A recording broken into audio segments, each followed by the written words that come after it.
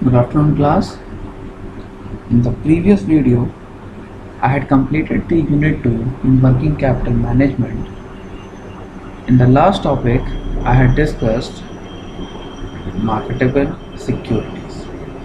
So I think all of you go through the different videos which I have given to all of you. Now, in this video, I am going to start Unit 3, that is Receivables Management. First of all, what is receivables? Receivables की अगर हम बात करें तो receivable होता क्या है? जब भी बिजनेस अपने गुड्स को क्रेडिट पे सेल आउट करता है, क्रेडिट मतलब उधार पे, तो बिजनेस के पास हमेशा कस्टमर्स जनरेट हो जाते हैं जिनसे उनको इन फ्यूचर पैसा मिलना होता है। तो बिजनेस के पास कस्टमर्स विद एग्रीमेंट भी हो सकते हैं और विदाउट एग्रीमेंट भी हो सकते हैं। तो जितना भी पैसा बिजनेस को क्रेडिट के फॉर्म में रिसीव करना है, that is called the receivables. Either it is related to agreement based, that is bills receivable, और without agreement, that is customers, that is called debtors. तो बिल्स रिसीवेबल प्लस डेटर्स ये आपके कहलाते हैं accounts receivable, जो आपके लिए कहलाएगा टोटल रिसीवेबल्स। तो रिसीवेबल बिजनेस में अगर एग्जिस्ट कर रहे हैं तो ज़रूरी है कि उनका मैनेजमेंट भी होना चाहिए। रीज़न, अगर उनका प्रॉपर मैनेजमेंट नहीं होगा तो यहाँ पे एक पॉसिबिलिटी है कि मे बी आपके कस्टमर डिफ़ॉल्ट हो सकते हैं। तो उन डिफ़ॉल्ट कस्टमर्स को अगर आपने फाइंड आउट नहीं किया, या उन कस्टमर्स को आप एनालाइज नहीं कर पा रहे हो जो आपको टाइम से पैसा दे रहे हैं, या वो कस्टमर जो टाइम से पैसा नहीं दे रहे हैं, तो ऐसे बेस पे आपके लिए जो रिसीवेबल्स का प्रोसेस है वो कहीं ना कहीं आपके डे टू डे ऑपरेशंस को इफेक्ट करता है। तो बिजनेस हमेशा अपने रिसीवेबल्स मैनेजमेंट के अंदर कुछ डिसीजंस लेता है बिजनेस में कि ओवरऑल कितना क्रेडिट देना है, किस तरीके से पैसा कलेक्ट करना है, इंडिविजुअल बिहाफ पे जितने भी इंडिविजुअल एप्लीकेंट्स हैं एज अ कस्टमर, कौन से कस्टमर एफिशिएंट कस्टमर हैं तो उनको क्रेडिट आसानी से मिल जाता है, क्रेडिट मतलब उनको क्रेडिट पे गुड्स आसानी से दे दिए जाते हैं। ऐसे कस्टमर्स जो टाइम से पैसा नहीं देते या जो डिफ़ॉल्ट करते हैं, तो ऐसे फेज़ में उन कस्टमर्स को कंपनीज इग्नोर करने की कोशिश करती है। तो ये सारी चीज़ें बिजनेस में ज़रूरी हैं जिससे कि अपनी सेल्स को इंक्रीज़ किया जाए और ओवरऑल बिजनेस अपने प्रॉफिट को इन्हांस कर सके। जैसे बिजनेस में कैश को मैनेज करने की ज़रूरत होती है, वैसे ही ज़रूरत है क्रेडिट सेल्स के अगेंस्ट में रिसीवेबल्स को भी मैनेज करने की। कि अगर टाइम से पैसा नहीं मिलेगा या पूरा पैसा नहीं मिलेगा, बैड डेट्स हो जाएगा, तो ऐसे फॉर्मेट में कहीं ना कहीं आपके बिजनेस पे निगेटिव इम्पैक्ट जनरेट। तो आई थिंक ये बात समझ में आ गई होगी कि रिसीवेबल्स क्या है और रिसीवेबल्स मैनेजमेंट की ज़रूरत क्या है। चलिए देखते हैं रिसीवेबल्स मैनेजमेंट। नोट्स ओपन कर लीजिए। The term receivables refers to डेब्ट owed to the firm by the customers resulting from the sale of goods or services in the ordinary course of business. Receivables क्या है? The term receivables refers to debt owned to the firm. Receivables कहलाता है वो डेप्ट जो own कर रखा है firm ने, यानी फर्म के ऊपर एट लास्ट फर्म के पास एट लास्ट पैसा लेने की एक लायबिलिटी है जो बाय द कस्टमर के द्वारा वो आपका डेप्ट जनरेट किया गया है। फर्म ने अपने कस्टमर को गुड्स क्रेडिट पे दे रखे हैं, यानी डेब्ट दे रखा है, और कहीं ना कहीं कस्टमर से उसे पैसा लेना है। Resulting from the sale of goods और सर्विसेज। आज के करंट सिनारियो में अगर हम बात करें तो सिर्फ कैश में अगर आप बिजनेस ट्रांजेक्शन करते हो तो कहीं ना कहीं ये बिजनेस के लिए निगेटिव फैक्टर्स को जनरेट कराता है, क्योंकि अदर जो फर्म्स हैं वो यहाँ पे क्रेडिट सेल्स को प्रमोट करती हैं, और क्रेडिट सेल्स जब आप इंक्लूड करोगे तभी आपकी सेल्स मार्केट में इंक्रीज कर सकती है। तो अपनी सेल्स को गुड्स एंड सर्विसेज के अगेंस्ट में बिजनेस के नॉर्मल कोर्सेज ऑफ बिजनेस में, यानी ऑर्डिनरी कोर्स ऑफ बिजनेस में अगर इन्हांस करना है तो हमेशा बिजनेस को ज़रूरत होती है क्रेडिट सेल्स की। और क्रेडिट सेल्स के अगेंस्ट में अगर बिजनेस गुड्स सेल आउट कर रहा है तो अपने कस्टमर्स के बिहाफ पे कहीं ना कहीं वो डेब्ट को जनरेट करता है। तो रिसीवेबल्स क्या है? वो डेब्ट है जो ओन कर रखा है, जो कस्टमर से पैसा लेना है, यानी बिजनेस ने डेब्ट दे रखा है कस्टमर को और कस्टमर से पैसा लेना है। that is called the receivable against the credit sales. These are the funds blocked due to credit sales. ये फंड ऐसे हैं जो क्रेडिट सेल्स के अगेंस्ट में ब्लॉक हो जाते हैं। क्यों? अगर आपने कैश सेल किया तो कैश से बिजनेस ट्रांजेक्शन हो, वर्किंग कैपिटल साइकिल आप लोग पढ़ चुके हो कि cash, raw material, semi finish, finish, sales, और सेल्स के बाद आपका अगर कैश आ गया तो फिर से वो तुरंत प्रोसेस में लग जाता है। लेकिन अगर कैश नहीं आया और आपने यहाँ पे क्रेडिट सेल कर रखी है तो कहीं ना कहीं आपका फंड कुछ टाइम के लिए ब्लॉक हो गया। तो ये आपका जो ब्लॉकिंग है ये रिसीवेबल्स मैनेजमेंट में इंक्लूड होता है कि कैसे आप क्रेडिट सेल्स के अगेंस्ट में जो फंड ब्लॉक हो रहे हैं इनको मैनेज कर सकते। It refers to the decision a business takes regarding to the overall credit. Receivables management क्या है? एक ऐसा डिसीजन जो बिजनेस लेता है किस काम के लिए? ओवरऑल क्रेडिट से रिलेटेड, कितना ओवरऑल क्रेडिट के फॉर्म में गुड्स सेल आउट किए जाए। सारे गुड्स आप क्रेडिट पे भी नहीं सेल आउट कर सकते हो कि कैश नहीं आएगा तो बिजनेस के प्रोसेस कहीं ना कहीं रुक जाएंगे।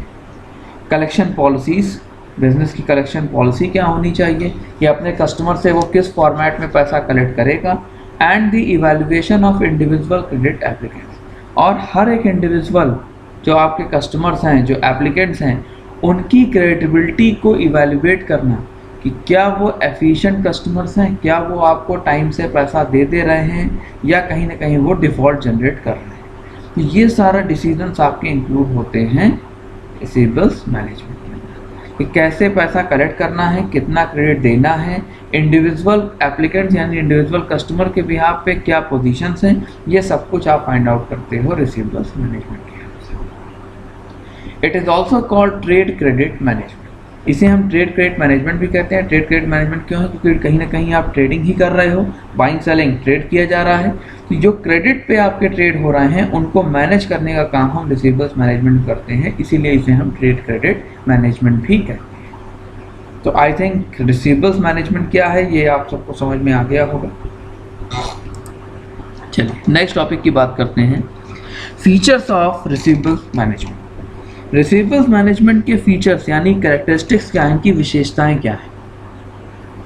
पहला point, it is a process of decision making regarding investment of receivables. Receivables management क्या है? एक प्रोसेस है इस चीज़ का डिसीजन लेने का कि रिसीवेबल्स के अंदर कितना इन्वेस्ट किया जाए, यानी कितना आप क्रेडिट पे गुड्स को सेल आउट करो, जिससे कि जो आपके रिसीवेबल्स जनरेट हो रहे हैं, जो तुरंत कैश नहीं आपको प्रोवाइड कर पा रहे, तो उसके अगेंस्ट में कितना पैसा बिजनेस में मेंटेन करके रखा जाए, जिससे कि आपकी जो क्रेडिबिलिटी है वो मार्केट में बनी रहे। प्रॉपरली आप गुड्स का प्रोडक्शन करके मार्केट में सेल आउट करते रहो और अपने कस्टमर से रेगुलर बेस पे आप मनी रिकवर भी करते रहो। इफ़ रिसीवेबल्स आर लो, अगर रिसीवेबल्स लो हैं, रिसीवेबल्स लो मतलब आपके जो क्रेडिट सेल्स हैं उनके अगेंस्ट में आपकी रिकवरी लो लेवल पे है, डिफ़ॉल्ट ज़्यादा हो रहा है, तो ऐसे केस में सेल्स बिकम रिस्ट्रिक्टेड, तो आपकी जो सेल है वो कहीं ना कहीं रिस्ट्रिक्ट हो जाएगी। क्यों? अगर आपने मार्केट में क्रेडिट पे गुड्स सेल आउट कर रखे हैं तो गुड्स तो सेल आउट हो गए, लेकिन अगर वहाँ से आपको कैश मनी नहीं रिकवर हो रहा है प्रॉपर टाइम से, तो ऐसे फेज में आपके पास कहीं ना कहीं फंड की शॉर्टेज जनरेट हो जाएगी। जब फंड की शॉर्टेज होगी तो प्रोडक्शन में शॉर्टेज होगा, प्रोडक्शन शॉर्टेज होगी तो सेलिंग में भी शॉर्टेज हो जाएगी। इसके अलावा क्रेडिट सेल्स में अगर डिफ़ॉल्ट होगा तो आप फर्दर क्रेडिट पे गुड्स सेल आउट नहीं करना चाहोगे, कैश में बेचने की कोशिश करोगे, तो यहाँ पे आपके लिए कहीं ना कहीं सेल्स रिस्ट्रिक्ट हो सकती है। तो इसलिए बहुत ज़रूरी है कि अपने रिसीवेबल्स को विद इन टाइम रिकवर किया जाए। Third point, receivables to be manage to optimize profit. Receivables को मैनेज करने की ज़रूरत क्या है? क्योंकि प्रॉफिट को ऑप्टिमाइज किया जाए। जितना एफिशिएंट आपका रिसीवेबल्स होगा उतना ही एफिशिएंटली आपके पास फंड रिकवर हो जाएगा। फंड अगर आप क्रेडिट सेल के अगेंस्ट में रिकवर कर ले रहे हो, इसका मतलब आपकी प्रॉफिटेबिलिटी की पोजीशन इंक्रीज हो जाएगी। Last one, it maximizes the overall return on investment of the firm. Overall return on investment किस चीज़ में? आपने जो गुड सर्विसेज में जो इन्वेस्टमेंट किया है और आपने जो सेल आउट किया है, अगर आपने प्रॉपर रिसीवेबल्स को मैनेज कर लिया, यानी टाइम से आपने फंड की रिकवरी कर लिया है, तो ऐसे फेज में जो ओवरऑल आपका इन्वेस्टमेंट है वो कहीं ना कहीं मैक्सिमाइज हो जाएगा। ठीक, क्यों? क्योंकि इन्वेस्ट आपने किया था, वो रिकवर हो गया तो रिटर्न आपको एफिशिएंट मिल गया, तो आप दोबारा और फर्दर इन्वेस्ट करना चाहोगे, तो इन्वेस्टमेंट में भी आपके यहाँ पे इंक्रीज होगा, मैक्सिमाइजेशन आएगा, और ओवरऑल जो आपका रिटर्न है वो भी कहीं ना कहीं इंक्रीज हो जाएगा, जो आपको प्रॉफिट की पोजीशन की तरफ कन्वर्ट कर देगा। आई थिंक ये डिफरेंट फीचर्स रिसीवेबल्स मैनेजमेंट के आप लोगों को समझ में आ गए होंगे। Now next one, purpose of receivables management. Receivables को मैनेज करने के पर्पस क्या है? पहला, इंक्रीज इन सेल, सेल को बढ़ाना। सेल्स, अगर हमसे बात करें कैश सेल्स की, तो मार्केट में आपके आज के करंट सिनारियो में जब कॉम्पिटिटिव मार्केट है और आपके कॉम्पिटिटर्स क्रेडिट पे गुड्स सेल आउट कर रहे हैं, तो ये प्रैक्टिकली पॉसिबल नहीं है कि आप सारे गुड्स को कैश में ही सेल आउट कर ले जाओ। आपको कहीं ना कहीं क्रेडिट की पॉसिबिलिटीज इंक्लूड करनी होती है। अगर क्रेडिट की पॉसिबिलिटी आप इंक्लूड कर रहे हो तो ज़रूरी है कि टाइम से उसका पैसा भी कस्टमर के पास से रिकवर हो जाए। तो अगर आपका रिसीवेबल्स मैनेजमेंट एफिशिएंट है तो यहाँ पे आप अपनी सेल को एफिशिएंटली इंक्रीज कर सकते हैं। रिसीवेबल्स मैनेज हो रहा है, टाइम से पैसा रिकवर हो रहा है कस्टमर से, बिजनेस की वर्किंग कैपिटल साइकिल एफिशिएंटली चल रही है, तो ऐसे फेज में आप अपनी सेल को इंक्रीज करना चाहोगे। अगर मार्केट के बिहाफ पे डिफ़ॉल्ट होता है कस्टमर्स के बेस पे, कस्टमर आपका पैसा टाइम से नहीं दे रहा है या डिले कर रहा है, तो ऐसे फेज़ में कहीं ना कहीं आपकी जो सेल है वो डिक्लाइन कर जाएगी, क्योंकि प्रोडक्शन पे इफेक्ट पड़ेगा। दूसरा, अगर आपके कस्टमर डिफ़ॉल्ट कर रहे हैं तो आप दोबारा क्रेडिट पे सेल करना नहीं चाहोगे। तो ये बहुत ज़रूरी है रिसीवेबल्स मैनेजमेंट को यूज़ करने की। रीज़न, रिसीवेबल्स मैनेजमेंट अगर एफिशिएंट है, रिसीवेबल्स आपका एफिशिएंटली मैनेज हो रहा है, तो बिज़नेस की सेल को हम ओवरऑल इंक्रीज कर सकते हैं। अगर बिजनेस की सेल बढ़ रही है तो अगला पॉइंट आपका कहता है इंक्रीज इन प्रॉफिट। सेल बढ़ेगी, सेल आपने कर लिया और सेल के अगेंस्ट में रिकवरी भी हो रही है, यानी फंड आपका विद इन टाइम आपके पास रिकवर हो जा रहा है, तो ये ओवरऑल आपके लिए क्या करेगा? सेल बढ़ाएगा कॉस्टिंग के अगेंस्ट में, तो यहाँ पे आपके प्रॉफिट की पोजीशन भी इंक्रीज करती जाएगी। आप लोगों को पता है कि प्रॉफिट हमेशा रेवेन्यू माइनस कॉस्ट के बेस पे निकाला जाता है। रेवेन्यू मतलब टोटल सेल्स। जितना ज़्यादा सेल बढ़ेगी उतना ज़्यादा प्रोडक्शन होगा, प्रोडक्शन ज़्यादा होगा तो पर यूनिट कॉस्ट भी आपकी डिक्लाइन करती जाएगी, क्योंकि फिक्स कॉस्ट कांस्टेंट है। जैसे जैसे ज़्यादा क्वांटिटी का प्रोडक्शन करोगे फिक्स कॉस्ट आपकी कम होती जाएगी, तो जो प्रॉफिट मार्जिन है वो भी बढ़ जाएगा। कैसे? कॉस्ट आपकी कम हो जाएगी, रेवेन्यू आपका इंक्रीज हो रहा है, तो रेवेन्यू माइनस कॉस्ट डिफरेंस आपका प्रॉफिट कहीं ना कहीं इनहेंस करेगा। तो आई थिंक ये भी आपका पर्पस समझ में आ गया होगा। Next one, meeting the competition. अभी मैंने जैसे डिस्कस किया कि आज की मार्केट कॉम्पिटिटिव मार्केट है, आपके जो कॉम्पिटिटर्स हैं वो कहीं ना कहीं क्रेडिट पे गुड्स सेल आउट कर रहे हैं, तो अगर आपने भी क्रेडिट पे गुड्स मार्केट में सेल आउट किया है तो इस फॉर्मेट में कहीं ना कहीं हमारे पास एक पॉसिबिलिटीज अवेलेबल हो जाएगी कि जो भी हमारे कस्टमर्स हैं वो हमसे अट्रैक्ट होंगे कि हम भी क्रेडिट पे गुड्स मार्केट में सेल आउट कर रहे हैं। तो इससे हम मार्केट के कंपटीशन को मीट आउट कर पाएंगे कि जितना हमारा कॉम्पिटिटर मार्केट में लोगों के लिए फ्रूटफुल है उतने हम भी फ्रूटफुल हो जाएंगे मार्केट में, क्योंकि हम भी कैश और क्रेडिट दोनों ही आपके टूल को यूज़ कर रहे हैं गुड्स को सेल आउट करने के लिए। तो ये आपके डिफरेंट पर्पसेस से रिसीवेबल्स मैनेजमेंट है। आई थिंक ये तीनों टॉपिक आज के सबको समझ में आ गए होंगे। लास्ट टॉपिक जो आज हम डिस्कस करेंगे, that are the cost of maintaining receivables. यहाँ पे हम डिफरेंट कैटेगरीज ऑफ कॉस्ट को डिस्कस करेंगे, जो कॉस्ट हमारे रिसीवेबल्स में मेंटेन की जाती हैं, यानी जो कॉस्ट आपके रिसीवेबल्स के अंदर इंक्लूड होती हैं जिनको हमें ज़रूरत है मेंटेन करने की। सबसे पहले कॉस्ट आती है आपकी कैपिटल कॉस्ट। कैपिटल आप सब लोगों को पता है, कैपिटल आपके लिए बल्क में जो फंड आपके पास अवेलेबल हो रहा है उसके अगेंस्ट में कॉस्टिंग इंक्लूड की गई है। ये कॉस्ट आपकी जनरेट होती है जो टाइम गैप आपका एग्जिस्ट करता है, कॉस्ट जो आपने इनकर किया और सेल जो आप इनकर कर रहे हैं। जैसे आपने प्रोडक्शन किया तो प्रोडक्शन के टाइम पे आपने कॉस्टिंग कर रखी है, ठीक। प्रोडक्शन मान लीजिए 1 मई को कंप्लीट हो गया, तो 1 मई तक आपने जितनी कॉस्ट इंक्लूड की थी ये सब आपके लिए क्या हो गई? Cost incurred. प्रोडक्ट मार्केट में जो सेल आउट आपके हो रहे हैं ये सेलिंग आपकी स्टार्ट हुई आफ्टर 1 मंथ, तो आपका जो 1 महीने का ये पीरियड है इसमें आपको मल्टीपल कॉस्टिंग इंक्लूड करनी होगी। जैसे अपने वर्कर्स को सैलरी देनी होगी, इसके अलावा जो गुड्स आपने प्रोड्यूस किया है उसको स्टोरेज में रखना होगा, उसकी maintenance cost, warehouse keeper रखना पड़ेगा, उसको ओवरऑल कॉस्ट देनी। तो जितनी भी कॉस्ट आप इनकर कर रहे हो, यानी जो कॉस्ट आप बेयर कर रहे हो, कॉस्ट जो प्रोडक्शन में आपने इनकर किया और जो कॉस्ट आप सेल के बिहाफ पे जो सेल आप इनकर करने जा रहे हो, तो इन दोनों के बीच में जो टाइम गैप आया, उस टाइम गैप में जितनी कॉस्ट आपने पे आउट किया है वो सारी कॉस्ट आपके लिए कहलाती है कैपिटल कॉस्ट। चलिए टॉपिक देखिए, नोट्स को ओपन कर लीजिएगा।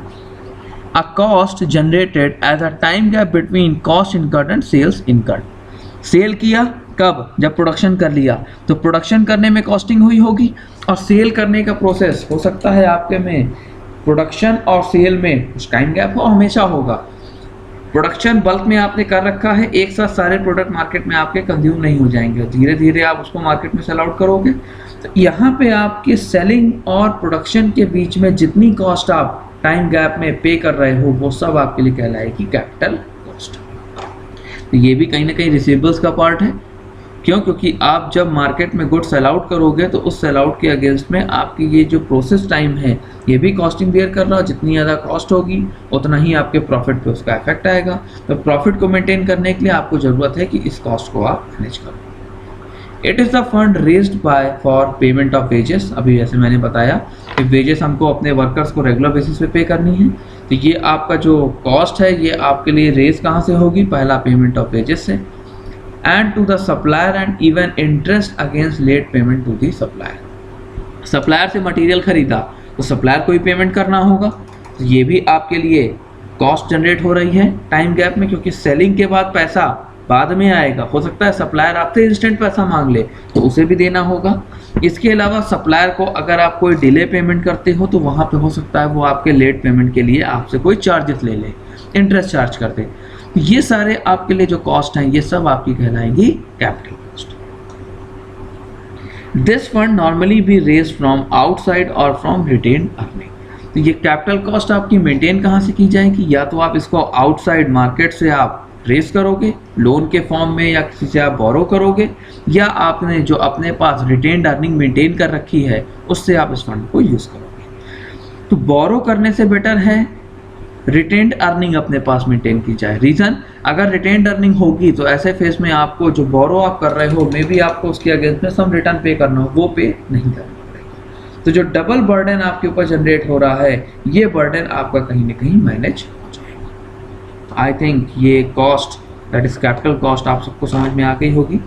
Second one, administrative cost. Administrative cost basically आपके जनरेट होती हैं कस्टमर्स के अकाउंट को मेंटेन करने के लिए। अगर कस्टमर को आपने कैश में गुड्स सेल आउट कर दिया तो कैश आपको मिल गया, कस्टमर को गुड्स मिल गया, क्या दोनों पार्टीज के बीच में कोई रिलेशन अब रह जाएगा? नहीं। जनरल एंट्री में आप लोग पढ़ चुके हो कि जब हम कोई जनरल एंट्री पास करते हैं कैश में तो उस पर्टिकुलर पार्टी का नाम कहीं भी नहीं लिखा जाता, लेकिन जब हम क्रेडिट पे गुड्स सेल आउट करते हैं तो उस पार्टी का नाम हमको लिखना होता है। क्यों? क्योंकि उसका अकाउंट हमें मेंटेन करना है। तो एडमिनिस्ट्रेटिव कॉस्ट बेसिकली उन्हीं कॉस्ट को इनकर करता है कि जो कस्टमर आपके पास क्रेडिट सेल के फॉर्म में अवेलेबल हैं तो उनका एक अकाउंट मेंटेन किया जाए कि कस्टमर कब कब हमसे गुड्स खरीद रहा है और किस किस टाइम में उसे पैसा पे करना है। जब वो पे कर देगा तो हम उसको एट लास्ट फॉर्म में रिकॉर्ड कर लेंगे, जब तक वो पेंडिंग में है आपके पेंडिंग के फॉर्म में रिकॉर्ड किए जाएंगे। It is the cost incurred for investigating the credit worthiness of the customer in the market. ये कॉस्ट आपके कस्टमर की क्रेडिट वर्दीनेस को भी इन्वेस्टिगेट करने में यूज़ की जाती है। पहला कस्टमर का अकाउंट मेंटेन करने में, दूसरा कस्टमर की क्रेडिट वर्दीनेस कि मार्केट में जो हमारा कस्टमर है जो हमसे क्रेडिट पे गुड्स परचेज कर रहा है वो कितना क्रेडिटेबल है, यानी कितना वो कैपेबल है क्रेडिट को पे आउट करने के लिए। तो उसकी क्रेडिट वर्दीनेस को भी एनालाइज करना, फाइंड आउट करने के लिए एट लास्ट ये कॉस्ट आपकी इनकर की जाती है। Next one, third one, that is the collection cost. Collection cost basically आपकी इनकर की जाती है जो भी पेमेंट कस्टमर को करना है, यानी जो क्रेडिट पे गुड्स कस्टमर ने खरीदा है उसके अगेंस्ट में जो पेमेंट करना है, तो उस पर्टिकुलर कॉस्ट को कलेक्ट करने के लिए अगर आप कोई एक्सपेंसेस कर रहे हो तो वो कलेक्शन कॉस्ट होगी। जैसे समटाइम्स कस्टमर डिफ़ॉल्ट कर जाते हैं तो आपको डिफरेंट पार्टीज़ की हेल्प लेनी होती है, आपको कोर्ट तक हो सकता है जाना पड़ जाए। तो ऐसे फॉर्मेट में आप जितनी कॉस्ट आप पे कर रहे हो वो आपके लिए कलेक्शन कॉस्ट कहलाएगी। चलिए देखते हैं।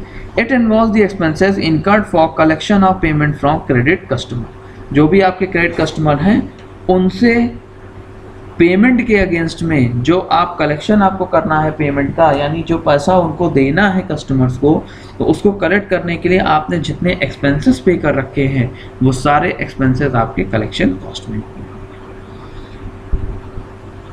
It also includes those cost which help in recovering from default customer.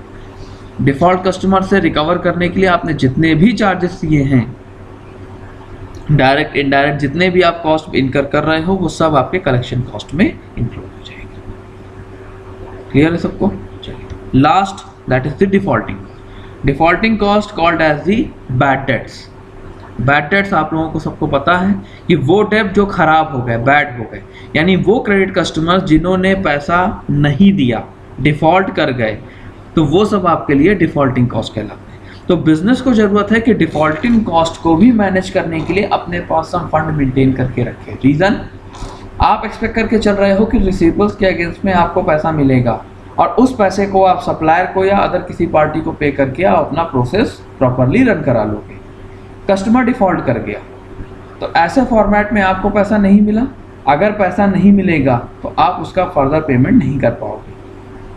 तो हमेशा फर्म को ज़रूरत है, एक बिजनेस को ज़रूरत है कि अपना एक बैकअप लेके चले, जिससे कि जो है आपको अगर किसी तरीके की ऐसी कोई सिचुएशन आती है कि कॉस्ट डिफ़ॉल्ट कर जाती है, बैड डेट जनरेट होते हैं, कस्टमर पैसा नहीं देता है, तो उस फॉर्मेट में उसके अगेंस्ट में एक कंपनसेटरी फंड बिजनेस के पास अवेलेबल हो कि उस पैसे को यूज़ करके बिजनेस अपनी वर्किंग कैपिटल साइकिल एफिशिएंटली चला सके।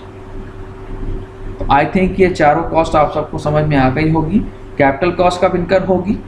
कैपिटल कॉस्ट आपकी तब इनकर की जाएगी जब आपके टाइम गैप की इन्वॉल्वमेंट हो प्रोडक्शन से लेकर के सेलिंग के बीच में, कि आपने जो कॉस्ट एक्सपेंसेस के फॉर्म में इनकर किया है और जो सेल आपकी इनकर हो रही है, इन दोनों के बीच में अगर गैप है तो उस टाइम गैप में जितनी कॉस्ट आप बेयर कर रहे हो वो सब आपके लिए कैपिटल कॉस्ट है।